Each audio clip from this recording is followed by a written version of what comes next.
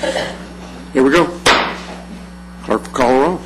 Glenn Whitley, County Judge. Here. Roy C. Brooks, Commissioner Precinct 1. Present. Marty Van Ravensway, Commissioner Precinct 2. Here. Gary Fickus, Commissioner Precinct 3. Here. J.D. Johnson, Commissioner Precinct 4. Here. Constitutes a quorum. Thank you. Our invocation this morning is going to be delivered by our own David Barrett. After the invocation, please remain standing for the pledges. Shall we pray? Almighty God, in these troubling times in which we live, we are reminded that we need wisdom, guidance, and help beyond ourselves. So we ask, show us how to make right decisions, not reactionary ones. Teach us how to trust even in the midst of turmoil. Give us the strength to follow even when we don't fully understand the path wherein we walk. And help us to know that to trust you is better to us than a light and safer than the known way. We ask this for our national leaders, for this court, and for each of us as individuals. And knowing that you do hear and answer, we thank you in advance. Amen. I pledge allegiance to the flag of the United States of America and to the republic for which it stands, one nation, under God, indivisible, with liberty and justice for all. Honor the Texas flag. I pledge allegiance to thee, Texas, one state, under God, one and indivisible. Thanks, Dave. Excuse me, David, would you give a copy of that prayer to Crystal? Thank you.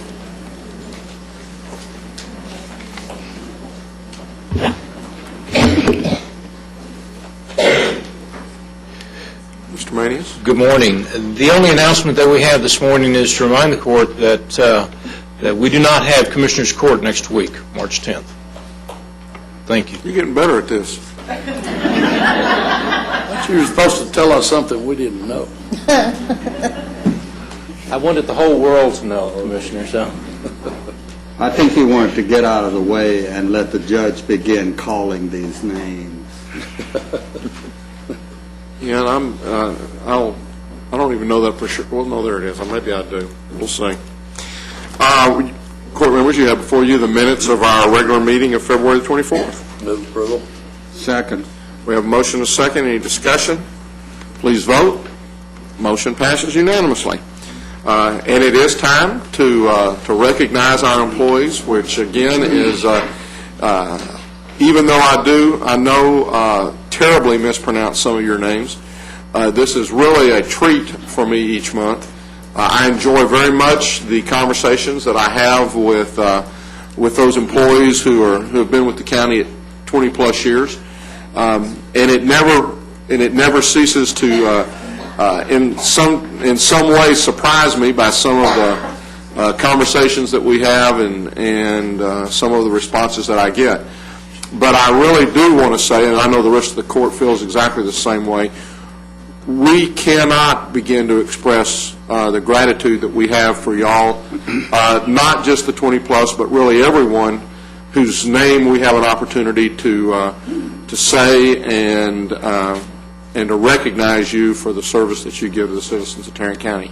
I believe very much that this is the reason why it is so neat to live, to raise a family, and to enjoy the quality of life that we have in Tarrant County. And I think you all have a tremendous amount to do with that, not only by the service that you provide in your job, but equally by the amount of service that you provide to the community through volunteer efforts, through different things that you do, both sometimes sponsored by the county and representing the county through teams and through different things that we do, but just as frequently in what you do individually as you go about your daily lives and as you go about serving the people in Tarrant County.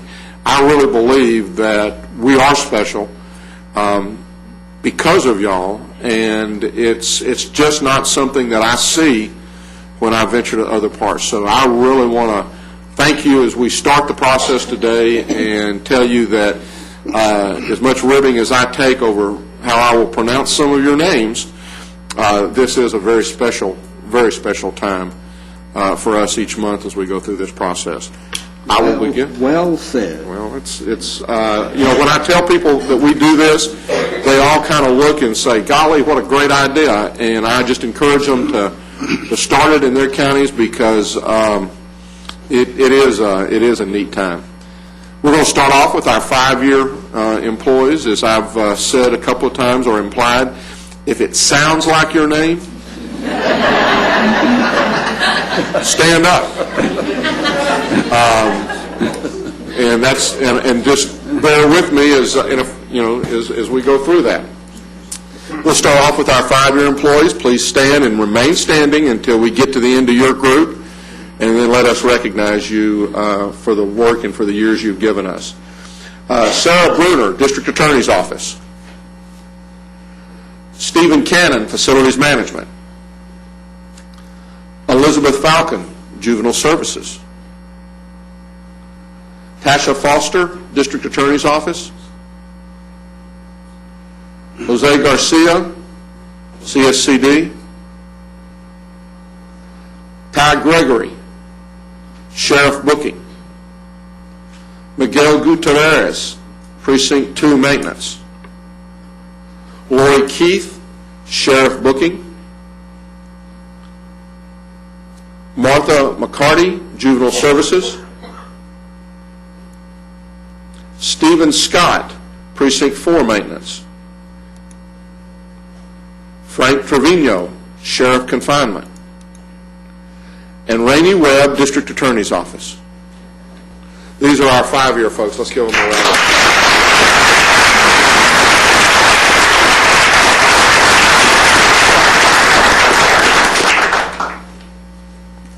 Our 10-year employees, Kelly Biggs, Sheriff Patrol. Kelly. Janice Boyd, Justice of the Peace, Precinct 7. Sandra Cardona, Public Health. Don Cathers, Auditor's Office. Randy Cuniff, Sheriff Booking. Pedro Garcia, Juvenile Services. Tommy Hall, Human Services. Susie Hornsby, Tax Office.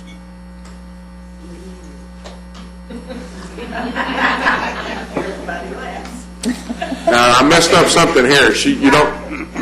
We're surprised you made it. You'll have to come up and tell me this, Susie, afterwards and talk to me about this. Or I'll just stop by some afternoon and we'll chat. Patricia Kerr? Huh? She won't tell you the truth. Patricia Kerr, County Clerk. Alma Lara, CSCD. Lantana Phillips, Tax Office. Lionel Ramirez, District Attorney's Office. Aurelio Rodriguez, Public Health. Not bad. Yeah, well, that was a guess. Were they here? So I may have gotten it close and they're not even here. Sylvia Rothman, County Clerk. Welcome. Cecilia Salazar, Facilities Maintenance.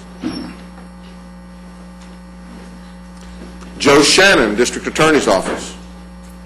Welcome, sir. Lee Sykes, Tax Office. Betty Stacy, Tax Office. Betty.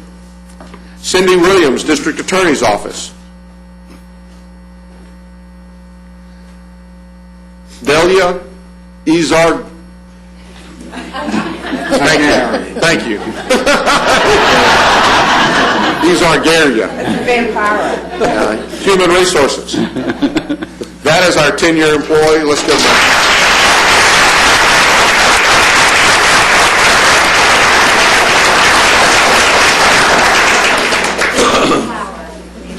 Now for our our 15-year employees.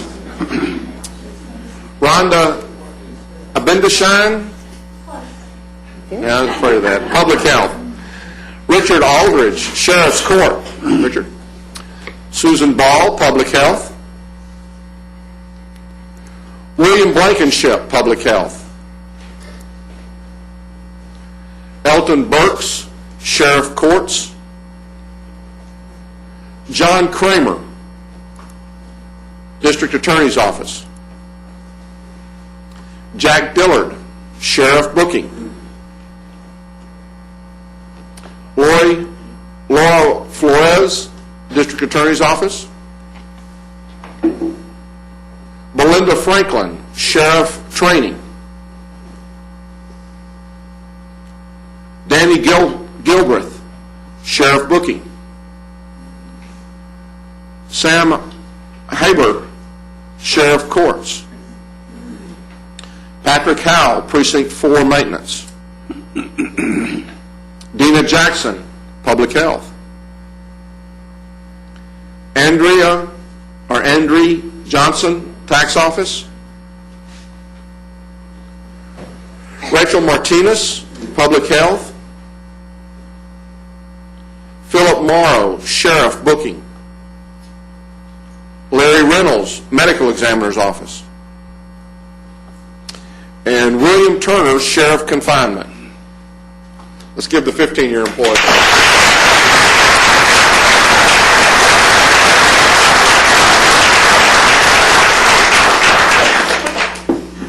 Now, again, as I said earlier, for the 20-plus years, we take an opportunity to give them a call and to talk with each one of them and try to coax stories out of them. Most of the time we're unsuccessful, but we continue to try. So our first 20-year employee that we're going to recognize today is Terry Galding. And he wasn't sure he was going to be able to be here. He's Precinct 1 Maintenance, and doesn't look like he was able to make it. Terry is very shy. It's a wonder he talked to you at all. Well, I will say it was like sometimes it's like pulling teeth to catch some of these folks. But he said he's been at Precinct 1 for the whole time and started out in kind of the Echo Park area and is now working in the office. And he said he's gotten along pretty well with you for the last 20 years. Next is Scott. Well, we're kind of going through the ones who hadn't been able to make it. Scott Hill's on vacation, so Scott wasn't able to make it today. Judge Kais just got back from vacation, and is trying to catch up from that, and has also had some doctor appointments, which I'm probably not supposed to say because of HIPAA, but that's all right. I'll say it anyway.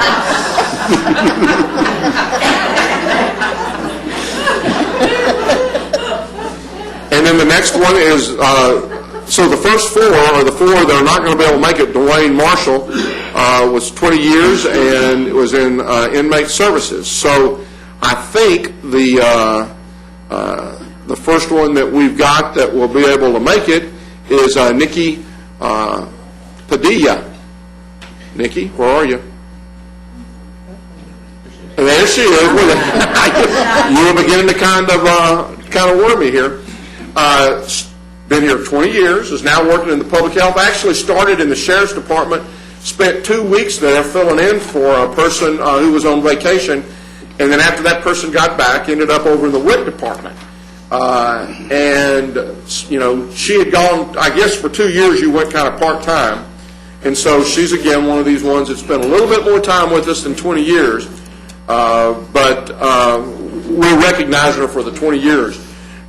She started in public health as a clerk, and she now is doing the screenings for eligibility for benefits and things along that line. They see a little over 5,000 clients per month, and so do a lot of work, a lot of good work there. When I asked her about her memorable moments, she said, I tell you what, it was when we went from stamping the cards when they come in to going to the computers. And she said that was definitely one of her most memorable moments. When I asked her what she likes most, she said, I just love my job. I really enjoy the people that I work with, and I really love being able to help people, and I feel like that my job allows me to do that. She could not say enough about her supervisor, Marianne, and the way that you helped her build self-esteem and to really make her feel like she was a person of value. And, that was something that I think that, again, people caring for people, the family atmosphere that we do have in Tarrant County, and it's just one of those things where she said, I really think of the county as being my home. And so, I will tell you, Nikki, we very, very much appreciate the 20 years you've given us.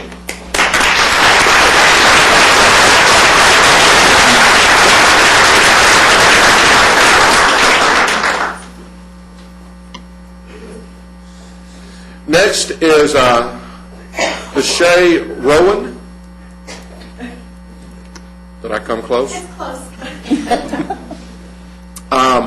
Started out, she's in CSCD, has been there for 20 years. Started out as a field officer and then as a senior court officer, and now as a supervisor in the field. When I asked her about a memorable moment, she said, early on I was out visiting, making visits, and I was doing a home visit to one of the folks, and the person said, would you mind coming into my house? Well, that you can stop and think. She said, I guess she asked why. She said, because if you turn around and look, you'll see my neighbor's chasing this other person down the street with a butcher knife, and I really think you'd be better off if you were in the house with me. She said she didn't blink at all. She walked in the house.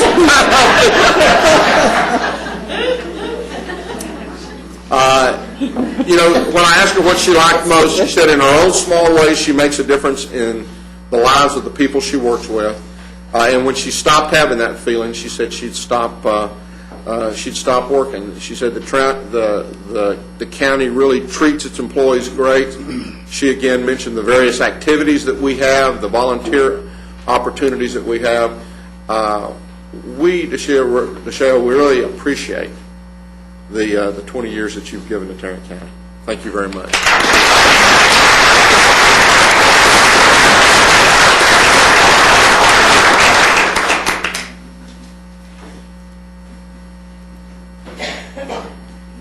Well, we've got another one. I thought that we'd gotten most of them. We really had a lot this month that I couldn't get a hold of, or that weren't going to be here. Jimmy Rumbaugh with the Sheriff's Department for 20 years. He's on a cruise. Now, that's not HIPAA, so I can tell y'all he's on a cruise. But he wasn't able to make it. Next is Debbie Sugarman with CSCD. Debbie, where are you? There she is. Started out in the Restitution Center and was there from 89 to 91. Then moved out to the Arlington office. Spent some time in the downtown court services with, I guess, Judge Adcock at that time. And then in the test program, it was for Judge Carr and Judge Mitchell regarding the frequency of reporting. And that was a little pilot project that they did. And now is doing work in the magistrate court in the felony unit. Some of her most memorable moments was that when she started, I guess you had a waiting period, and she waited for like 5 months to be hired. She said the other memorable moment, and she kind of laughed about this, will be when I retire. And we hope that that's a long time in coming. When I asked her what she liked most, again, it was getting the chance to know folks in different departments and working with people in different departments. And she kind of paused for a moment and then just said, and the other thing is really having a chance to see people succeed. And I'm sure that in CSCD, not everybody does that, but she said over the years, she said it's really rewarding when you see somebody you work with succeeding as you go through the process. Really never thought that she would be here this long, but really has worked in social services for many, many years, really all over the country. As I recall from our conversation, you had been in California and other areas of the country doing social services, and it's really a passion, and you could hear that in her voice as we discussed. And again, she said it just takes seeing one person succeed to make everything worthwhile. And so we appreciate very much Debbie, the 20 years you've given to us. Thank you very much.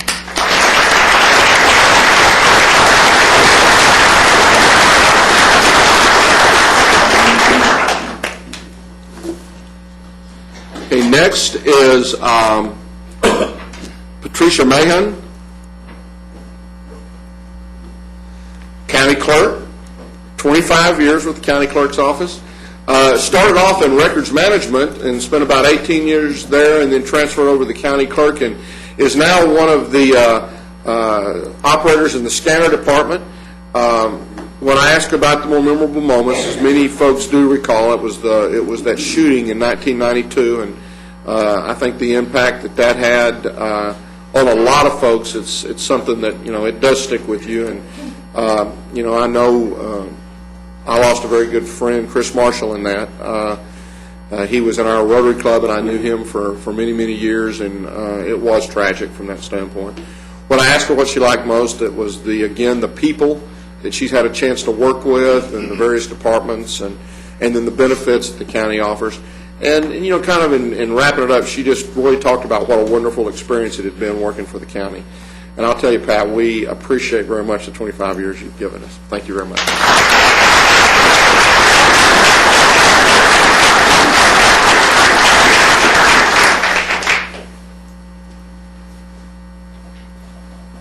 Next is Gracie Valdez, Tax Office Southwest, 25 years. Started out as a registration clerk and then was promoted to title clerk. Has worked downtown for, worked downtown for 22 years, and then for the last 3 years has been out the Southwest area, and is now a title specialist too. When I asked her the more memorable moment, she said, without question, it was the modernization of the tax office. And she talked about, how progressive Ms. Price has been in that particular area, and just really working to modernize that area. Really, she said, I have enjoyed working with the employees, and over the years, she said, I really love helping the public, and again, working with the citizens to try to help them out. She just kind of closed by saying that it's really been an honor, and how much she really loves working with the tax office. Gracie, we appreciate your years with Tarrant County.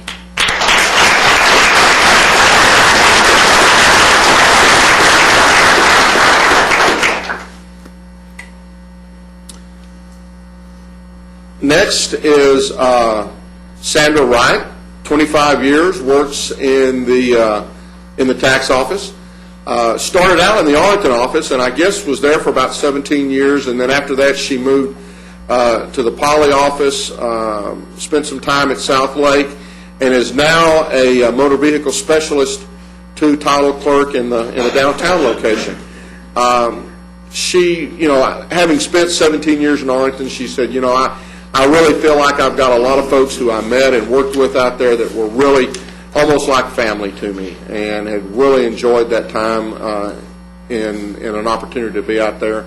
Felt like that the county was just a great place to work for, did good work, and that she really enjoyed the people. Sandra, we appreciate very much the 25 years you've given us. Thank you.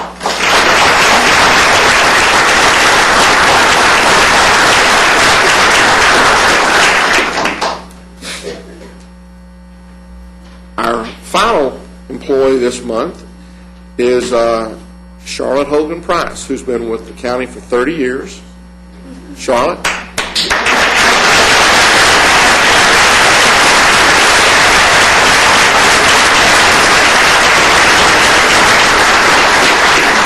Now, Charlotte was the last one I got a hold of this month. We played telephone tag for a while there. She's in probate court number 2. Started out as one of our CETA program in the purchasing area.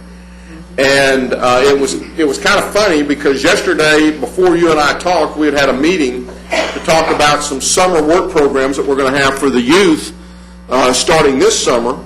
And during that program, one of the things that was mentioned is that we used to have the CETA programs, and that several people came to the county through the CETA programs. But worked there in the purchasing area. 11th month later, we'll start this over again. Worked in the CETA program in purchasing. 11 months after she started working, she gave birth to her third child, and then came back a week later. Now, she left work to go give the birth to the child, and then a week later was back at work, which, what will even more surprise you, or will not surprise you after that fact, was the fact that she's got so much sick time that every year she donates sick time to the pool for those employees who run out and who need extra time. She says, she don't understand this 6 week stuff. She believes in, she's here and she's working, and she just gets after it. She doesn't miss. Worked in the graphic area, and then was a purchasing clerk. And then as Judge Furchell's court started up, she went to work for Judge Furchell, and she's very proud of the fact that she was the first African American hired in probate court. And the fact that when she was, when she applied for that, she was the only person who applied for that job who had a degree. And so, she's got a couple of things there that she was very, very proud of. She's now the probate auditor in his court and has been there for many years. When I asked her of her more memorable moments, I don't know quite how to take this. She said, I used to remember when the county judge signed the mental health warrants.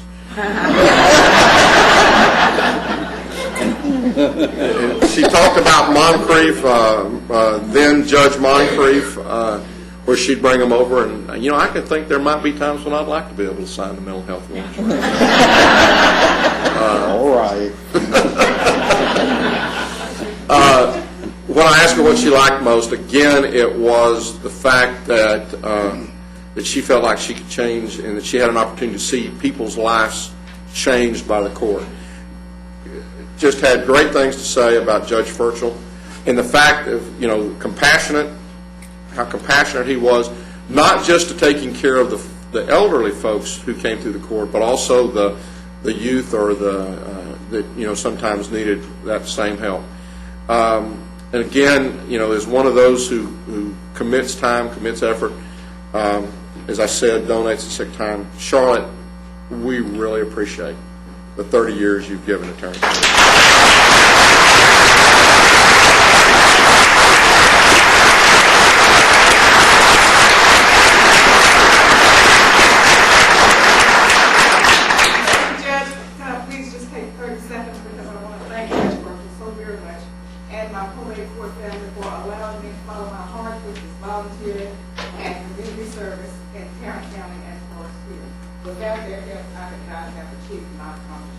And also, every county employee got an invitation to 10K, 5K run for Samaritan Town. I am on the board of Samaritan Town. And please, if you can't sign up, find someone to sign up. And Judge, give me permission to stick these on the table. They can read it for themselves. Thank you so much.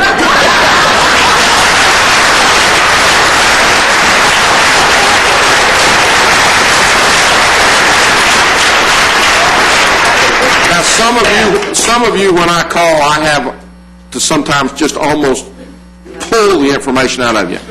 That wasn't a problem with Charlotte. Now, that is vintage Charlotte Hogan Price. From the Forest Hill Library to dozens of projects that I could mention across Tarrant County, Charlotte has been involved all of her life. We go back to high school. I won't tell you how far back that goes. Well, again, let's recognize there's pictures back in 504C and refreshments, we hope. So let's give all these employees another round of applause.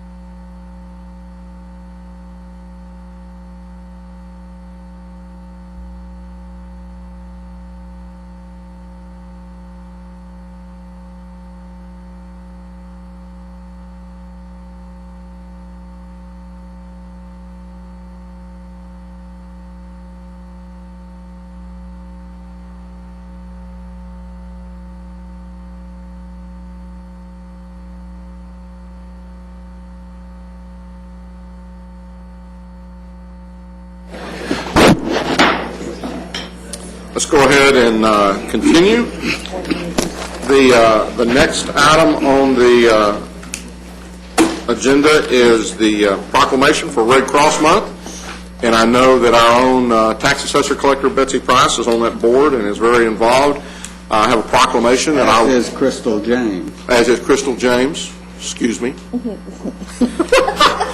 And I'll read that into the record now. And Betsy, if you'll come forward a minute, I'll present the plaque to you. Whereas every day, with the help of generous donors, Red Cross volunteers and employees carry out their mission to provide essential services to people in their communities. And whereas for over 90 years, North Texans have relied on the expertise of the American Red Cross in disaster relief. And whereas each year the Chisholm Trail chapter responds to about 550 disasters, including house or apartment fires, hurricanes, and other natural or human-caused disasters. And whereas in 2008 the Chisholm Trail chapter sent 1,819 emergency messages to active duty military personnel and their families, while also reaching out to members of the National Guard and Reserves and their families who reside in nearly every community in North Texas. And whereas without the help of the Chisholm Trail chapter volunteers, the local Red Cross would not be able to fulfill the humanitarian mission that is the cornerstone of the organization. And whereas the Red Cross makes every effort to save lives long before tragedy strikes by helping individuals and entire communities learn to prepare for disasters by providing training in essential skills such as first aid and CPR, water safety, and the use of automatic external defibrillators to aid victims of sudden cardiac arrest, and thereby saving untold numbers of lives.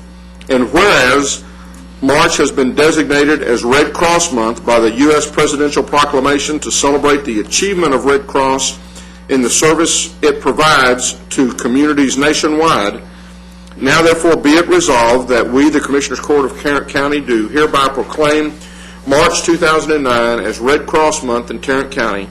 Further, we urge that during this extraordinary time for our country, our community acknowledges and continues to support the ongoing contribution of the Red Cross in helping our families prevent, prepare for, and respond to emergencies and disasters throughout the year. In witness whereof, we have heretofore set our hands and caused the seal of Tarrant County to be affixed this 3rd day of March 2009. And I'll move its approval. Second. We have a motion and a second. Please vote. Motion passes unanimously.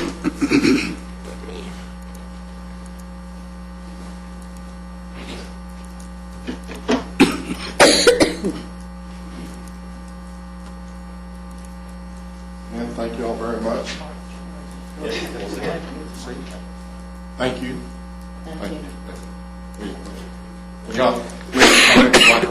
I just want to thank you, of course, for recognizing Red Cross. It is a quiet group that goes, but is there whenever people need them.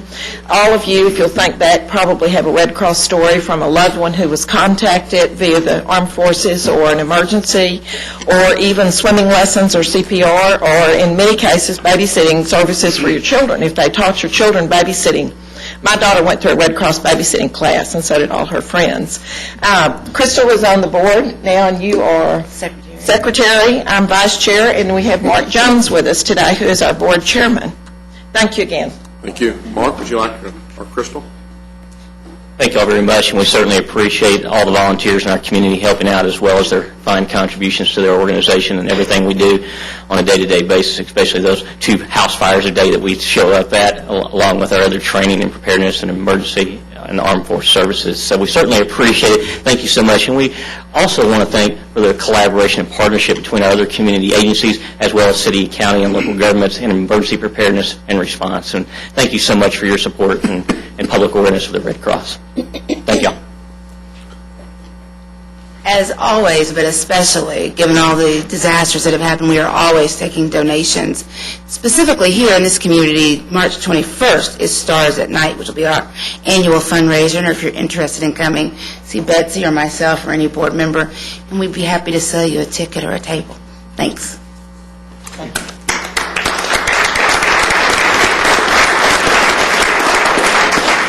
as I talk with folks about the Red Cross, and as I mention hurricanes, they say, well, we don't have hurricanes up here, and I say, but that has been a major part of our focus for the last 2 hurricane seasons, just with the ones that have been hit with the coast, and certainly they've reached up into this area. You have before you the consent agenda. Move approval. Second. We have a motion and a second to approve the consent agenda. Please vote. Motion passes unanimously. And I'm going to back up just 1 second because Commissioner Van Ravensway had asked for a moment to make an introduction, and I went right by it. Okay. I would like to introduce the court and the rest of the staff that's here today to my new community outreach coordinator, Bill Russell.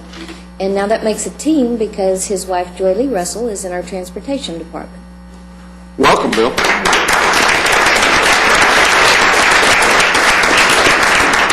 We've had him so busy that this was the first opportunity he had to get here since we hired him on. So thank you for making the time to be here.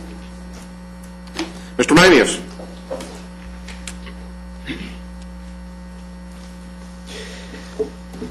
Thank you, Your Honor. Members of the Court, we have 4 items to bring to the Court this morning. Under the Administrator's Section Item 1, we're requesting that the Court approve a statement of agreement between the American Red Cross Chisholm Trail Chapter and Tarrant County to provide disaster recovery and relief services. Move approval. Second. We have a motion and a second. Any discussion? This is a relationship that has developed and a process that has developed since our Katrina experience. We learned so very much about how to manage disasters in this community from that experience, and Red Cross has stepped up in a big way to become a partner. So I congratulate you on that. Any other discussion? Please vote. Motion passes unanimously. Your Honor, members of the Court, on item number 2, this is also another action with the American Red Cross. We're requesting that the Court approve a professional services contract with the Chisholm Trail Chapter of the American Red Cross for the purpose of enhancing the existing countywide mass care, sheltering, and feeding program. Move approval. Second. We have a motion and a second. Any discussion? Please vote. Motion passes unanimously. Members of the Court, on item number 3, we're requesting that the Court establish the Adult Protective Services Special Task Force Unit and also to appoint those individuals that are referenced in your court communication to that task force. Move for approval, including those recommendations in the communication. I second. We have a motion and a second. Any discussion? Please vote. Motion passes unanimously.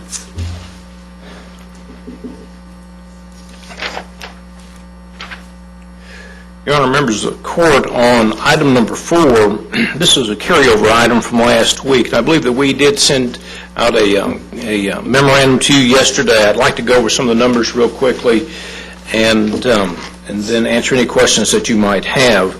This concerns the possibility of creating another county court at law here in Tarrant County. That would be County Court at Law number 4. As we talked about last week, we didn't have complete information on this court. We'd received the information a little bit later than normal, and over this past week we were able to not only gather additional information that we were seeking, but also to answer some of the questions that court members had raised previously. Let me go quickly over this. I know that you saw this last night. There was one additional piece of information that we added. Basically what's happened is that through the fiscal years 2004 through 7, there's been a significant increase in the number of cases that have originally been filed in the county courts of law, the 3 county courts of law. However, in fiscal year 2008, we saw a substantial decrease in those filings, a 16% decrease. And so there is if you look at the charts and if you look at the trailing on the number of cases that are filed and the dispositions, we're trailing, and we're now at a point where that we're having more dispositions than we have filings. So the backlog is going down. The second bullet basically talks about those dispositions. I would like to point out that there is an additional chart that we have completed for the court that was not in the information we had previously sent you. It's a chart that looks somewhat like this. And basically what this is, the information we had previously tracked it through fiscal year 08. This is the first 4 months of 09. And you can see that the number of cases filed versus those that are disposed of, we're disposing of more cases than are being filed. I would like to point out a caveat, though. There was approximately 700 cases that were transferred from the county courts of law to the civil district courts in December. And you can see in November and December, you can see why that disposition is somewhat larger in December.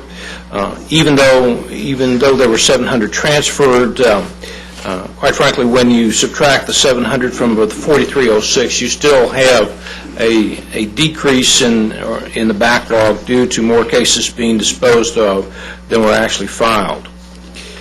There has been a downward trending over the last 16 months as it relates to the number of pending cases.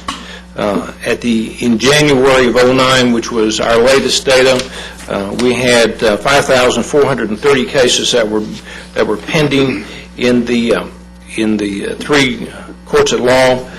You can see that that's a significant decrease from the October 07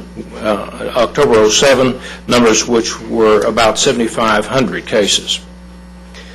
You'd also ask a little bit about the fees that are collected. We did include a chart in there that depicted the various amounts of fees that were collected over the years. For example, in FY08, there's $1.9 million worth of fees that were collected. Please understand, though, that those fees do not come directly back into the general fund. Some of them do, but some of them are for very specific activities that isolate the utilization of those funds. Dispute resolution is a good example of those type of funds. You had also asked a question last week as far as the costing of a new court. We asked Ms. Schneider in the Budget Department to give us an annualized cost. I would remind you, this is an annualized cost. This is not a one-time cost. And under current dollars, it's about $532,429. Facilities believes that we do have one additional courtroom in the historic courthouse that it would take about $5,000 in one-time expenditures to bring that courtroom up to operating condition. One thing, though, that as we talk about facilities is that the county clerk's office would need at least 2 clerks on a new court, and we're having some difficulty locating space with the remainder of those clerks in the historic courthouse. So that's an obstacle that we would have to overcome. That all being said, if I could just summarize it, while in the last 4 years there has been an increase in the number of filings, those have decreased now by 16% in the last fiscal year. The last 4 months, there's a trailing indicator also that basically states that those numbers, we're disposing of more cases than are being filed, so we're working that backlog off. That's the information that we have for you. I believe that we need to really consider if we really want to have a court right now. It doesn't appear that the data supports the need for that court, but that is a decision that the Commissioners Court needs to make. Your Honor, I'll be more than happy to answer any questions that either you or the members of the court might have at this time. Mr. Johnson? Well, I think that we need to continue to monitor this, but I totally agree that with the decrease in cases that we've got on backlog, I'm not real sure that we would be providing a benefit to the citizens with this. And once again, once we establish one of these courts, is there any procedure to go about doing away with the court if you have too many? It's very difficult, if not impossible, to get that done. So I think continue looking at the numbers and maybe keeping a report before us about on a quarterly basis maybe, and let us know how it is. Is there a certain time frame that we can establish one of these courts? This is an action of the legislature, and I would suggest that we monitor it for a period and maybe go back, if there's a need for this court, go back in the next legislative session. Good. But if that's the desire of the court, then what we're going to ask is that you not take any action today and just leave this as an open issue. We'll remove it from the agenda, but we will monitor it. And I think that when we were beginning the budget process last year, for the year that we're currently in, their backlogs were running around, or their pending cases were running around 2,500. They've worked that down this year, in addition to the transferring some of the cases over to over the district courts. I think also that when they originally looked at when we created the third court, or when y'all created the third court, they were looking at backlogs in that same neighborhood of 2,500 with two courts. But I think what we're saying and what GK has recommended. The one thing that we don't know, and I don't see Suzanne, I'm not sure how many trials. I don't know if they're switching from. A lot of their cases don't require trial settings, and some of the conversations has been around the fact that they're seeing a lot more because of their rise in jurisdiction. They've gone from, I think, what at one time was 25,000 up to 100,000 now. Why were those 700 cases transferred to civil? To give some relief to the courts at law. And the issue is and it's really a combination of JP, County Court of Law, and Civil District Court. There's a tremendous amount of overlap in jurisdiction. And while a JP has jurisdiction up to $10,000, a County Court of Law our County Courts of Law have up to $100,000, and a district court has, it's unlimited. And so you have that area where there is dual and sometimes three-time jurisdiction. One of the big rises that we're experiencing in our courts of law is that with the credit card issues, they're going to JP court, and it's below $10,000, and since it's not a court of record, they can appeal that case up to the court of law, and it falls within their jurisdiction also. So they have almost a brand new trial. Almost 39% of our cases now involve that type of activity. And they're having, I think, in addition to the credit card, they're also now beginning to hear a few more evictions and condemnation type stuff. Again, because of the fact that they automatically can go on up from that standpoint. So, there was an indication that there was a lot more trials. I think the numbers that we're seeing bear out what your recommendations are. We had, at one point, what we had thought about in this process was to say we would simply ask for permission to sometime within the next 4 years create a court.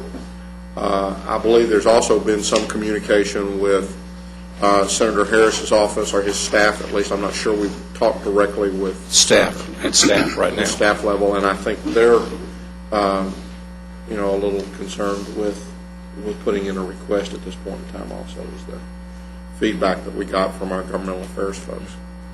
Well, I certainly think that we ought to continue to monitor this. The recommendation that you have come up with this morning is more in line with my thinking on this matter. I had expressed some surprise when this suddenly appeared on our agenda last week, when it hadn't been on our radar screen as a legislative priority all this time. So I am comfortable with where we have ended up on this matter. Okay. I have kind of a random question that really doesn't relate directly with this, but it made me think of it. On the fines and fees that are collected, do we have any idea of what percentage are collected of what are issued? Wow, Normally what...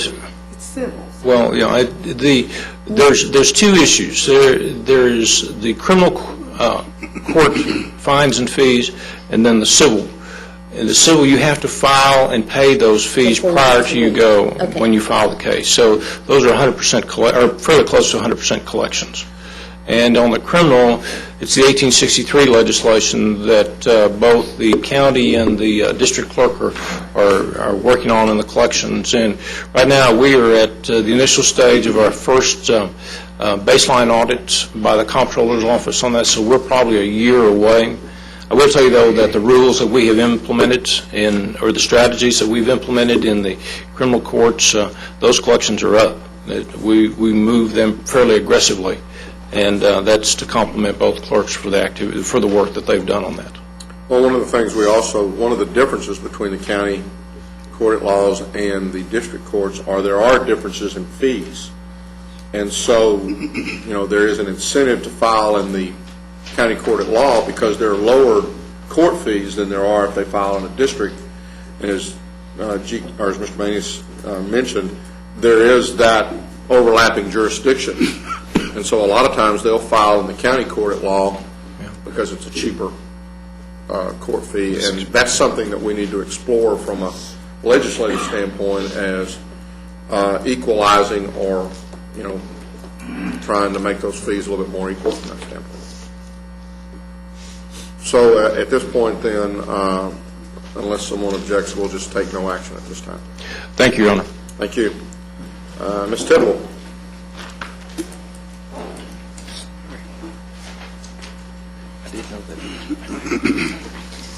Our first order for the court to consider this morning is to receive and file the investment report as provided for the quarter ended December 31st, 2008.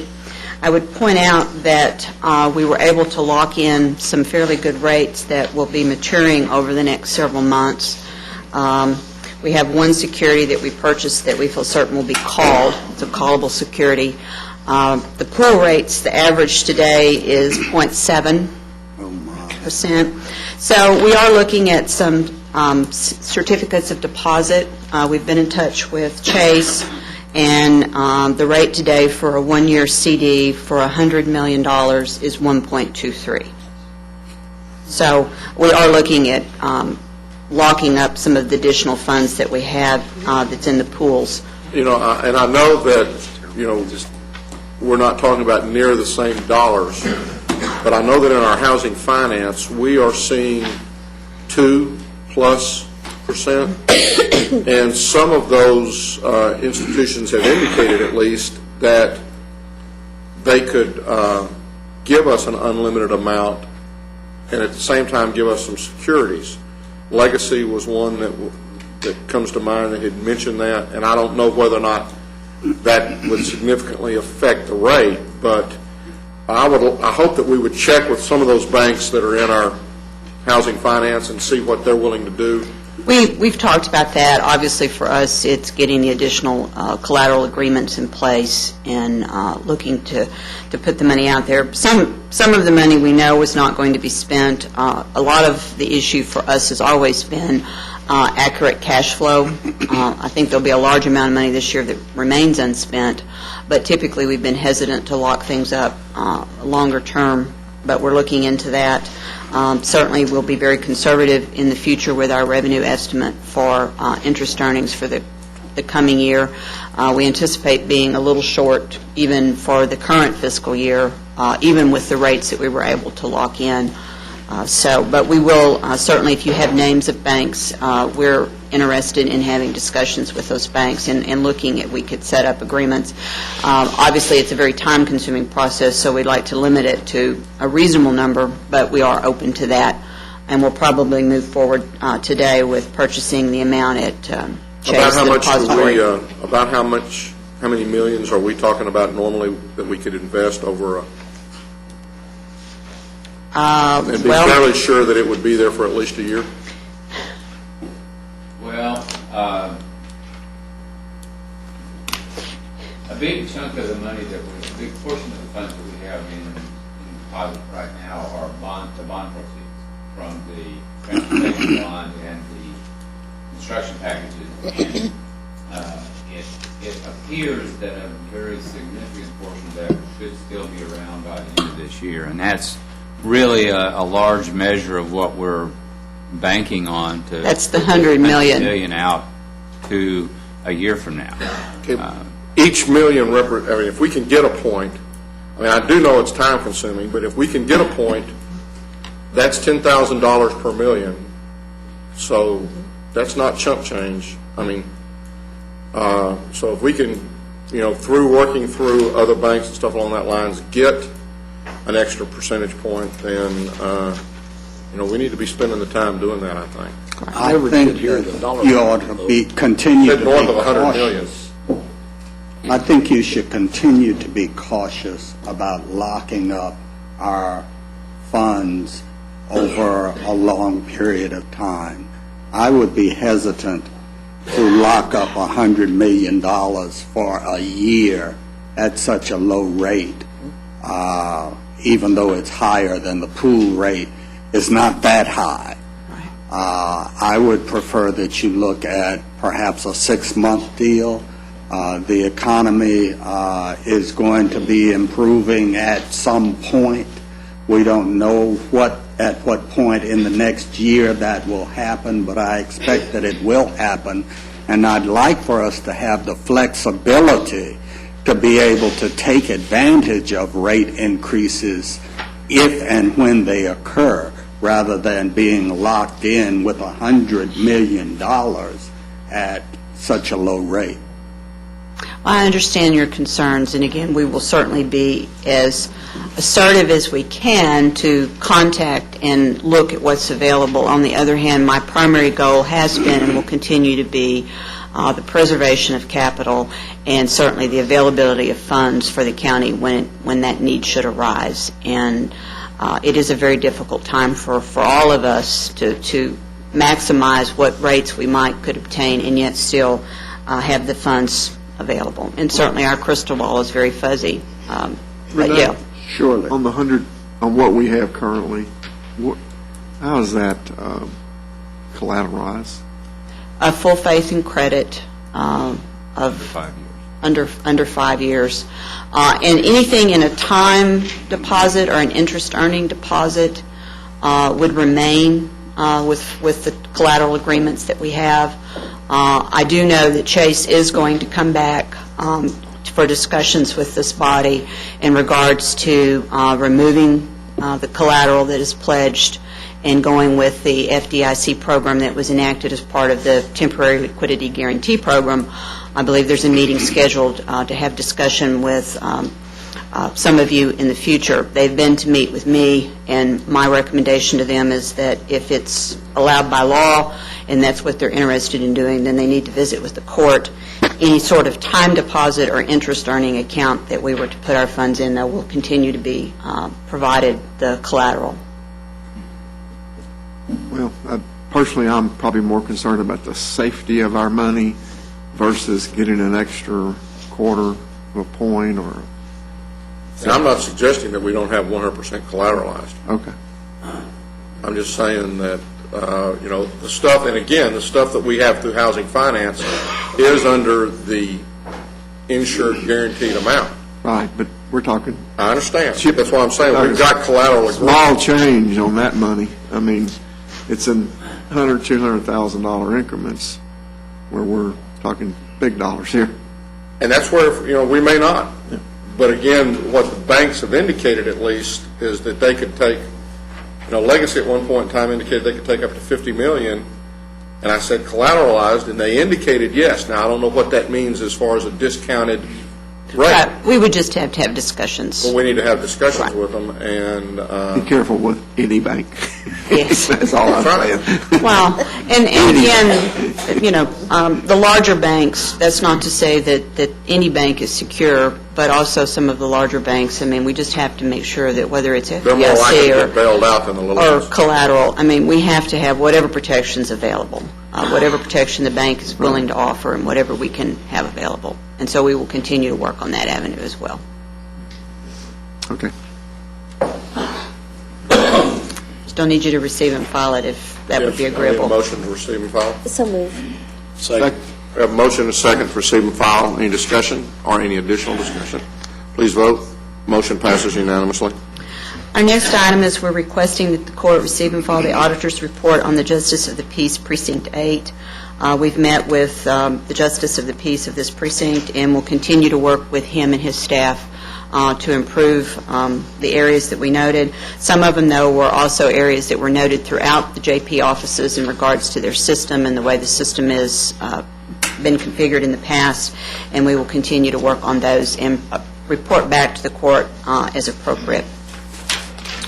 And JP was supportive of all your recommendations? Yes, there's not anything that we're at odds about at all. Move approval to receive and file. Second. We have a motion and a second. Any discussion? Please vote. Motion passes unanimously. The next item is for the court to receive and file the auditor's report of the review of the county procurement card transactions. When this policy was put into place over the last number of months, there's not been an in-depth audit. We've done reviews a few times but didn't ever issue anything. When we reviewed this, we found that our practice had changed over the period of time, and the policy simply didn't reflect what our practice was. Even things that the court had put in place, we'd not updated the policy. So we have been working with the administrator's office and with the purchasing director to modify that policy, and it's my understanding that that will be brought back to court in the near future. On the 17th. Yeah, I'm interested in seeing those updates because, I mean, some of the things that you'd noted in your report were things which I think are pretty important. And if we're changing those policies, then, I want to be sure we understand that, or if the policies that are currently in place are not necessarily being monitored by the department heads or enforced by the department heads. We need to be aware of that. Because I guess there was agreements that were not signed, and some of the expenditures didn't appear to be urgent.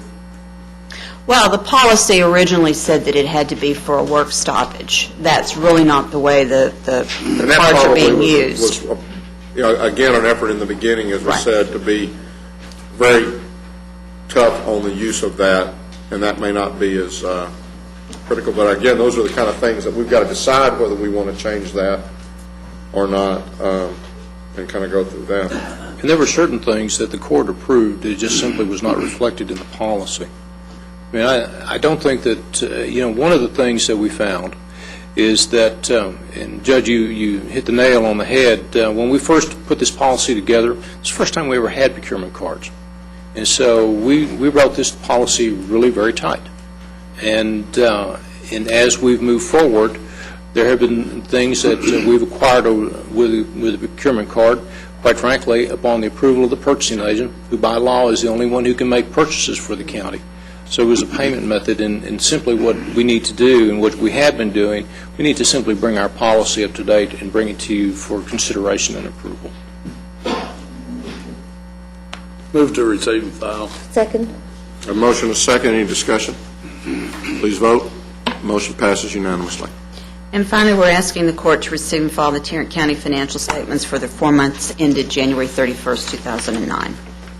So move. Second. A motion and a second. Any discussion? Please vote. Motion passes unanimously. Thank you. Where do you want to do yours? After close? Okay. Ms. Glenn, Human Services or Human Resources? Move to receive and file personnel agenda. Second. We have a motion and a second to receive and file personnel agenda. Any discussion? Please vote. Motion passes unanimously. Thank you. On item number 2, we're asking the court to approve the 11th annual Tarrant County Picnic at Six Flags Over Texas. We're estimating the county's cost to be the same as it was this past year, and that's approximately $22,425. Move approval. Has it really been 11 years?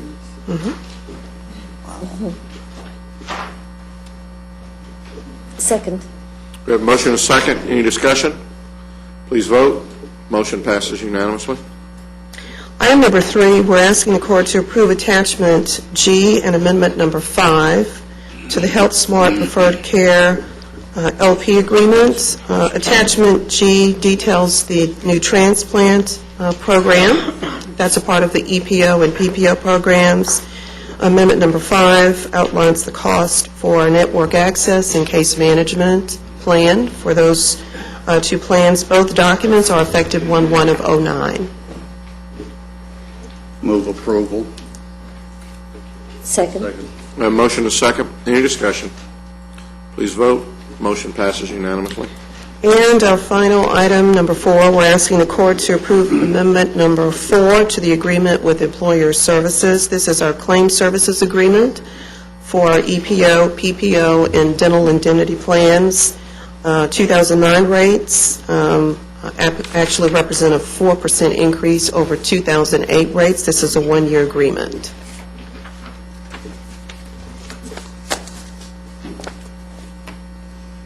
Move approval. Second. We have motion and a second. Any further discussion? Please vote. Motion passes unanimously. Thank you. Thank you. Mr. Beecham, purchasing.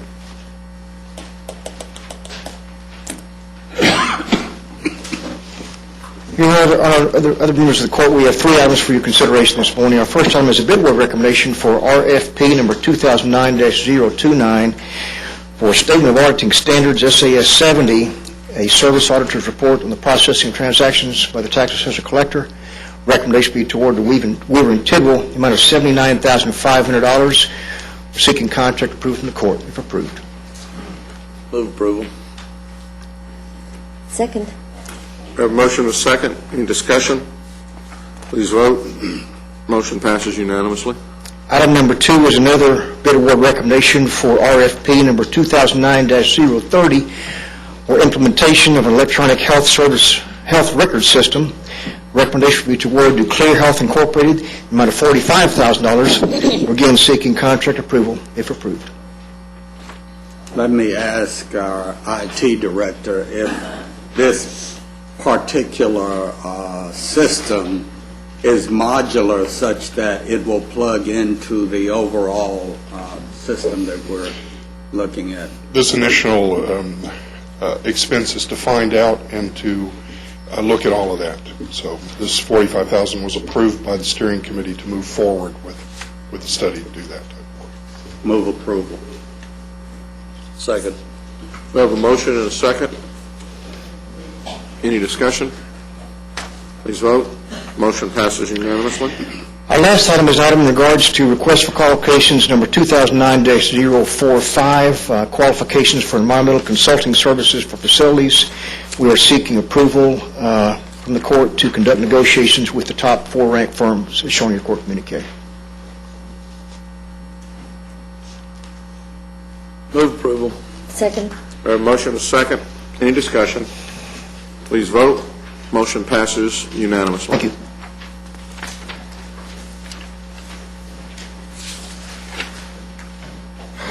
Transportation. Ms. Lamb.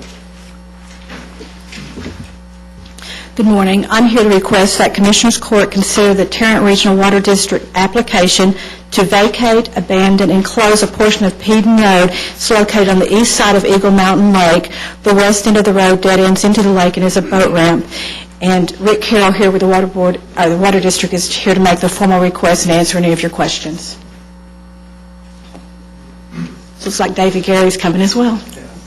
Rick Carroll and David Gary. We're getting 2 for the price of 1. 2 for the price of 1. Good morning, Your Honor, members of the court. Again, I'm Rick Carroll with the Water District, the Land and Right-of-Way Manager. David Gary is the head of our Law Enforcement Division and also the Reservoir Manager at Eagle Mountain Lake. We've got a situation that's kind of an ongoing situation for many years. The east side of the lake, Peden Road, the actual road itself, has been used by some patrons as somewhat of a makeshift boat ramp for several years, or for many years.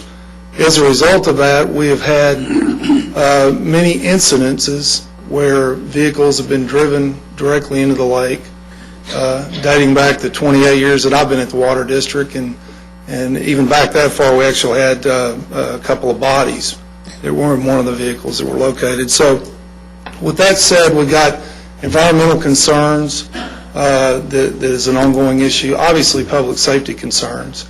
It's a very narrow, 60-foot wide county road right-of-way that, as I said, runs directly into the lake. As an alternative, there are several boat ramps in the immediate vicinity. Number 1, Lakeview Marina is directly adjacent to the current Peden Road ramp.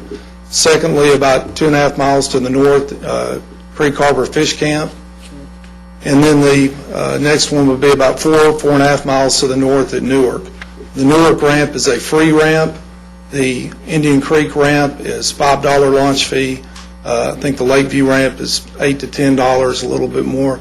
But the point being that these are recognized ramps with recognized parking areas designed for patrons to park their boats and their trailers after launching their boats. What we've got right now is a situation where, first of all, they back from Singleton all the way to the water, and it's about 715 feet. And then as they launch their boat, they pull their truck and their trailer over to the sides of the road.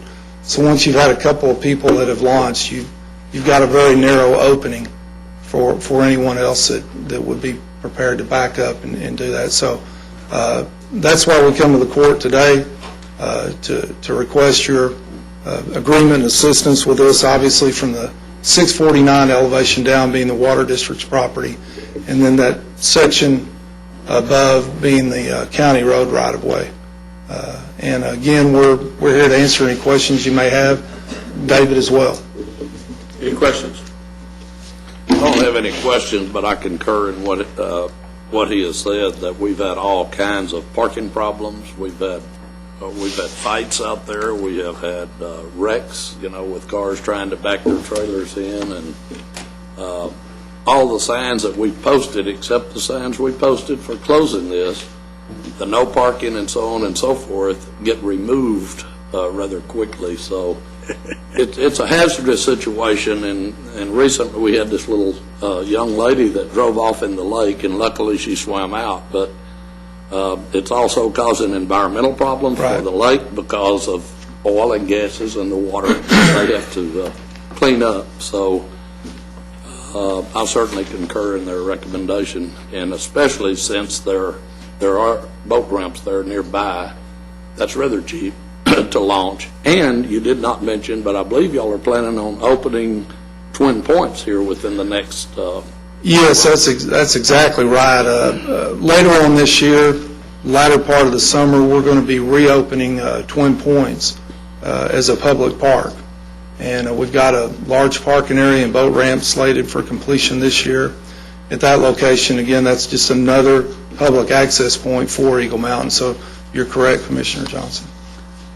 I'd like to ask how we're going to effectuate the closing of this road. Are you going to take up the pavement? Are you going to put up barriers? We're going to put, I believe, 2 barriers, from what I have been told. We, the county, are going to place our normal that, no, you can't drive even a truck through this barrier.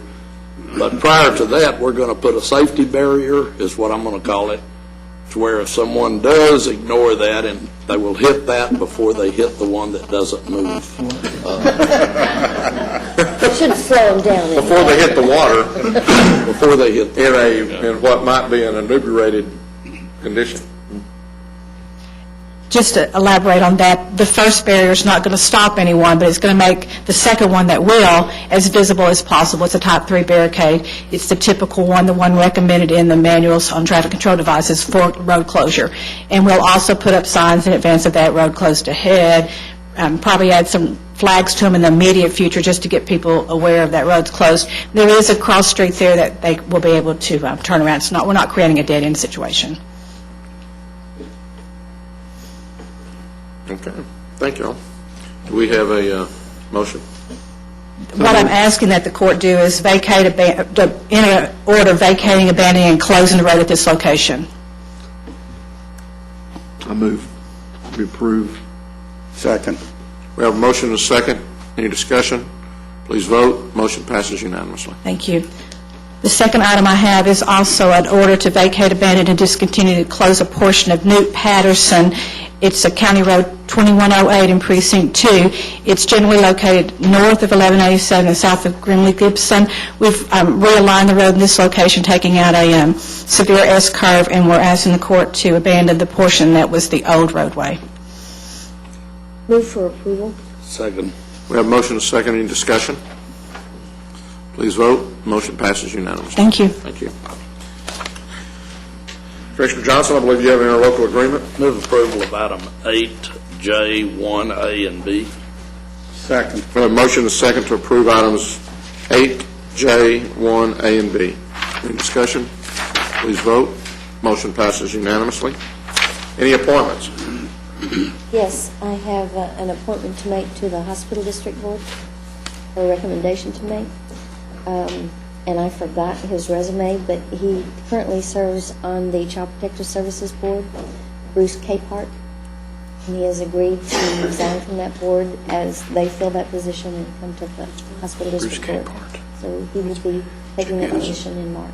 If that is acceptable with you guys. Taking which position? Martha Walker's. Is that a motion? Yes, it is. I'll second. We have a motion and a second. Any discussion? Please vote. Motion passes unanimously. Any other? Okay, under bonds this morning, we have, I'll make a motion to receive and file the official bonds for the following reserve deputy constables for Precinct 3, Christopher France and Jennifer Hale. Second. Have a motion and a second. Any discussion? Please vote. Motion passes unanimously. You have before you the claims, including the addendum. We approve the claims, including the addendum. Second. We have a motion and a second. Any discussion? Please vote. Motion passes unanimously. Briefing items, Mr. Manions. Your Honor, we just have one item, and that concerns the legislative issues. Mr. Mendez has included in your court information a memorandum, activities at the state legislature. I'll be more than happy to try to answer any questions you might have. Any questions? Your Honor, that's all we have this morning. Okay, the Commissioners Court will now recess the open session and proceed to closed session to discuss items exempted under Sections 551.071, 072, 074, 076, and 087 of the Texas Government Code.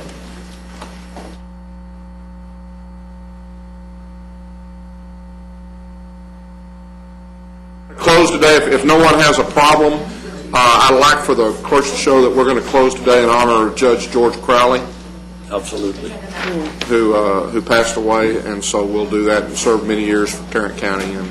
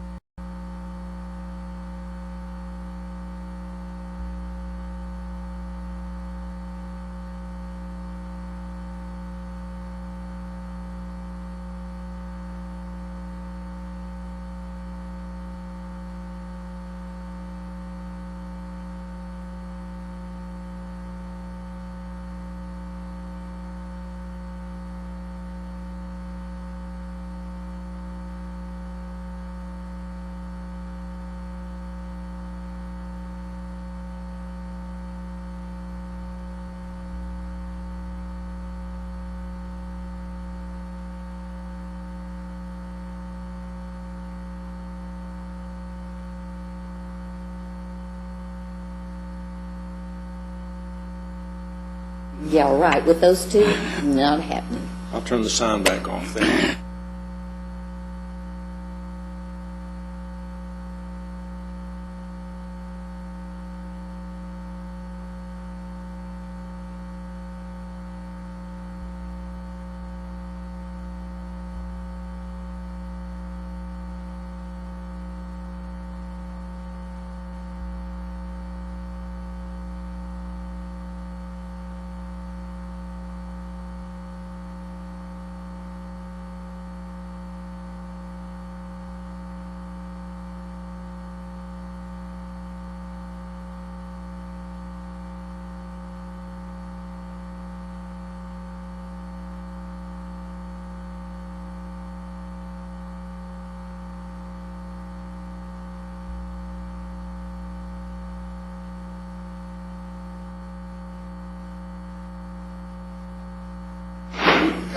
having returned from closed session, we'll now address the following items. Your Honor, members of the court, on items 8D, 1 and 2, as we approach the date for trial on this case, we need some additional outside counsel authorization. It may not be used, but we think it's prudent to have it. On 1 and 2, we would ask the court to authorize an additional $35,000 in outside counsel fees and $15,000 in expert fees. So moved. Second.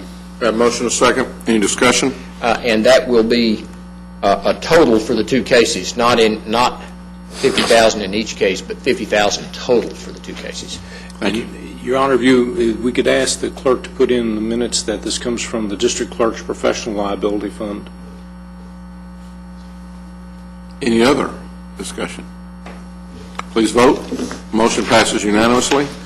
There being no further business, we are adjourned, and again, we're adjourning in memory of Judge George Crowley. Was that Crowley? I didn't know. It's Crowley. Crowley. I didn't know.